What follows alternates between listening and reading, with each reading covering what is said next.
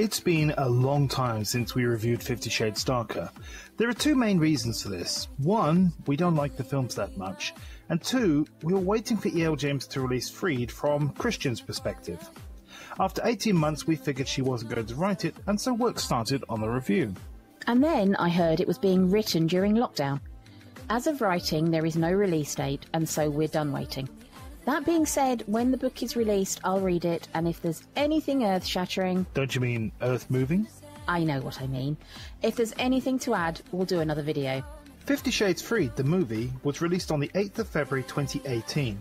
It made $371.2 million worldwide and was about as well received as Darker. It did, however, win 2 People's Choice Awards, Best Drama Movie and Best Drama Movie Star. Don't worry, it still won 1 Golden Raspberry for Worst Screenplay and was nominated for 2 others, Worst Director and Worst Supporting Actress for Marcia Gay Harden. I guess the third time is the charm. It did win legitimate awards this time. I don't think it hurts that this one is about 20 minutes shorter than the other 2. So, let's dive right into the story.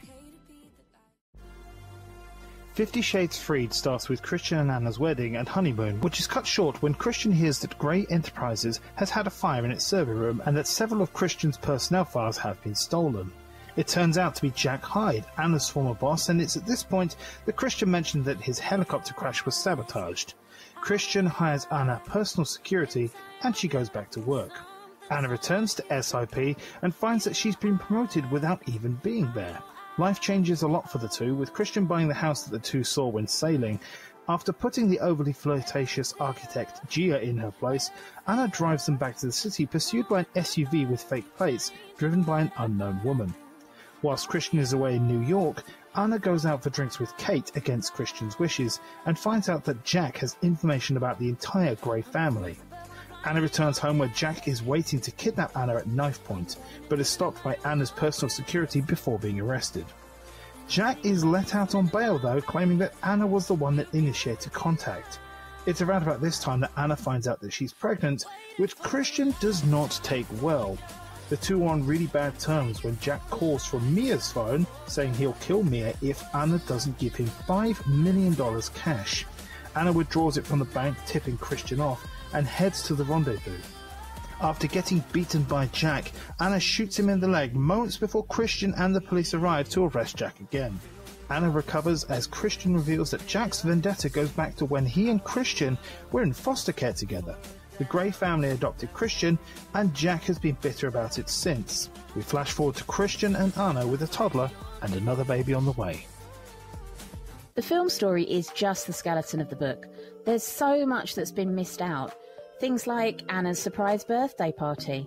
Ray, Anna's stepdad, he's in a near-fatal car crash. Leela makes another appearance. And also Mia and Ethan become an item. Who's Ethan? Ethan Hunt from Mission Impossible? What? No. Ethan is Kate's brother. He's been around since the first book. I don't think he was in any of the movies. Exactly. And here's another one. Christian's bodyguard, Jason Taylor, and the housekeeper, Gail Jones, well, they're an item.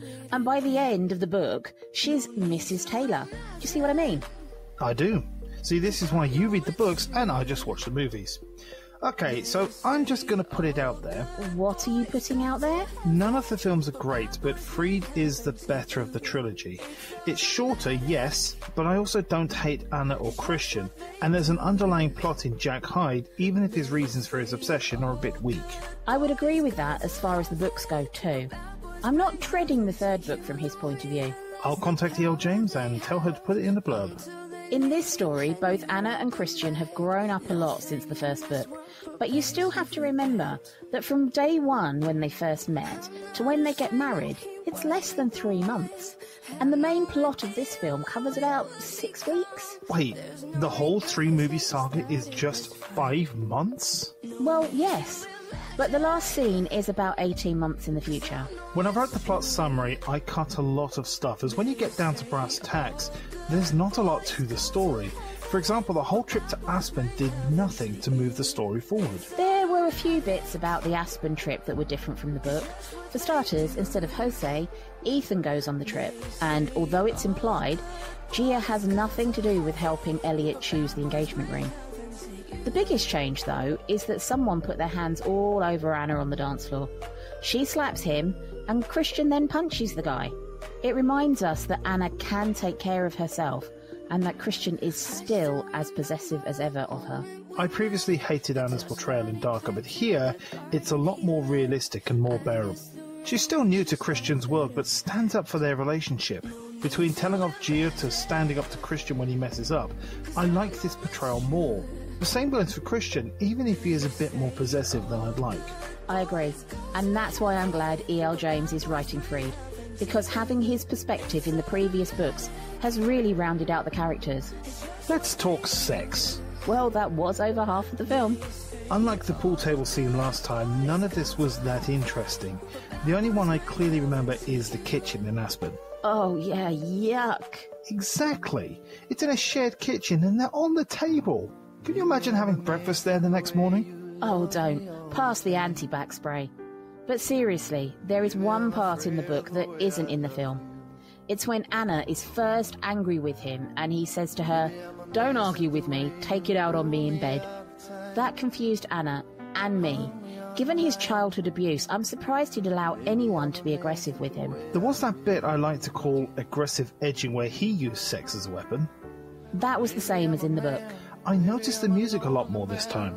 Yeah, I did too. Why was that? I have a theory.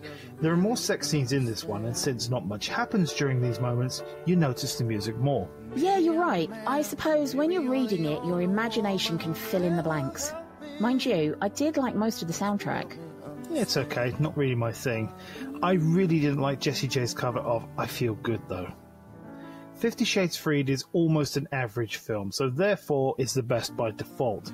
It feels like a lot of content is cut out, and were it not for the sex scenes, it would be a bare-bones film, and not a good one at that. It simplifies some of the more complicated aspects of the book, but somehow oversimplifying it to the film's detriment. There's a lot cut from the book. Some of it isn't necessary, but some of it would help us understand the characters more. Having said that, Hyde has little if nothing extra in the book. He really is as shallow and vindictive as the film shows. Having said all of that, if there was nothing else on TV, I'd watch them again. Rather you than me. That's it. All 3 films are done. Must say, it has been fun working on these with you. Yeah, it's been different. So, what do you want to review next? Transformers?